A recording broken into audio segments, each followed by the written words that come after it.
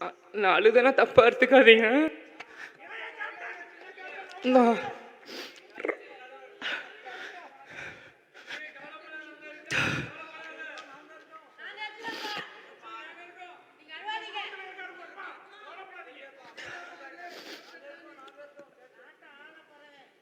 என்னால அப்பானால ரொம்ப எமோஷனல் ஆயிடுவேன். என்னால யாரும் தப்பா எடுத்துக்காதீங்க. இல்லை இல்லை இல்லை அதெல்லாம் இல்லை.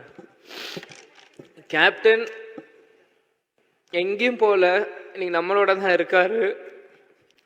நான் அப்பா இறந்ததுலேருந்து இந்த நாள் வரைக்கும் எந்த மீடியாலையும் நான் வந்து பேசினதில்லை. எதுவுமே யார்கிட்டையுமே நான் பேசலை. இதனோட ஃபர்ஸ்ட் மீட் நான் வெளியே வந்து பேசினது. இது வரைக்கும் நான் எந்த நடிகர் சங்க ஃபங்க்ஷனுக்கு கூட நாங்கள் கலந்துருந்தில்லை. நானும் ஷமும் இதான் ஒரு ஃபர்ஸ்ட் ஃபங்க்ஷன். அது இப்படி ஒரு ஃபங்க்ஷனாக வந்து கலந்துக்கிறோமான்னு உண்மையிலேயே மனசு ரொம்ப கஷ்டமாக இருக்குது.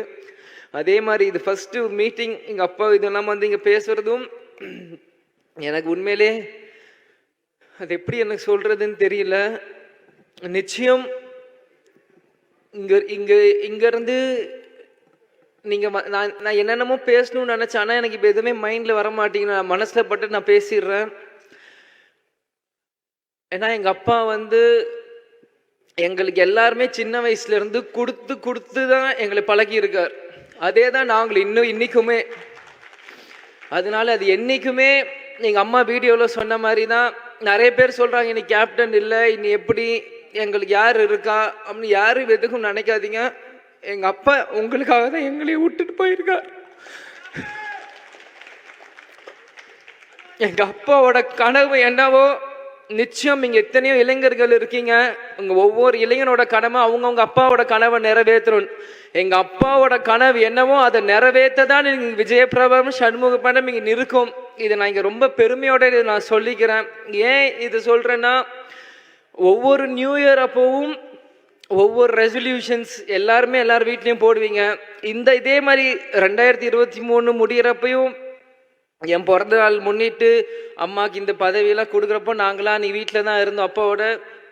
அப்பாவோட பேசுகிறப்பவும் சில விஷயங்கள் வந்து நாங்கள் ஷேர் பண்ணுவோம். அப்போது ஒவ்வொரு ரெசல்யூஷன் சொல்கிறப்போ நான் அப்பா கிட்ட பர்சனலாக சில ரெசல்யூஷன் சொன்னேன். அது மற்ற வருஷங்கள் இல்லாமல் அது எப்பயுமே இதுக்கு போய் இல்லாமல் இந்த வருஷம் சில விஷயம் எங்கள் அப்பாவுக்கு மட்டும்தான் தெரியும். அந்த ரெசல்யூஷனில் நான் சொல்லியிருக்கேன். நிச்சயம் அந்த ரெசல்யூஷன் எல்லாம் இந்த 2024 எங்கள் அப்பாவுக்கு நான் சமர்ப்பிப்பேன்னு நான் சொல்லிக்கிறேன். அது என்னன்னு இப்போ உங்களுக்கு நான் சொல்லணும் இல்லை, காலம் அது உங்களுக்கு எல்லாருக்குமே பதில் சொல்லும். அந்த என்ன நாங்கள் விஷயம் நாங்கள் பேசியிருக்கோன்னு. கடந்த 10 வருஷமாக கேப்டன் வந்து உடல்நிலை சரியில்லாமல் எவ்வளவோ கஷ்டப்பட்டார். ஆனால் இந்த 10 வருஷமாக வேற யாராக இருந்திருந்தாலுமே அவங்க இவ்வளோ தாங்கியிருப்பாங்களான்னு தெரில. நான் தான் ஒவ்வொரு மீட்டிங்லையும் சொன்னேன், குகைக்குள் இருந்தாலும் சிங்கம் தான்னு. யாராக இருந்தாலும் இன்னைக்கு இந்த 71 வயசு வரைக்குமே அவர் கஷ்டப்பட்டு இருந்தாருன்னா அவரோட வில் பவர் மட்டும்தான். நிறைய யூடியூப்ல என்னென்னமோ தப்பாக சொல்றீங்க. கடைசி நிமிஷம் வரைக்கும் அவருக்கு மெமரி இல்லைன்றாங்க. என்னன்னு அது எல்லாமே போய் எங்கள் அப்பா கடைசி வரைக்கும் எல்லா ஞாபகமும் இருக்கு. யார் வந்தாலும் அவர் ஞாபகம் வச்சிருப்பார். எந்த சீன் சொன்னாலுமே அவருக்கு எல்லாமே அவருக்கு நினைவுகள் இருக்கு.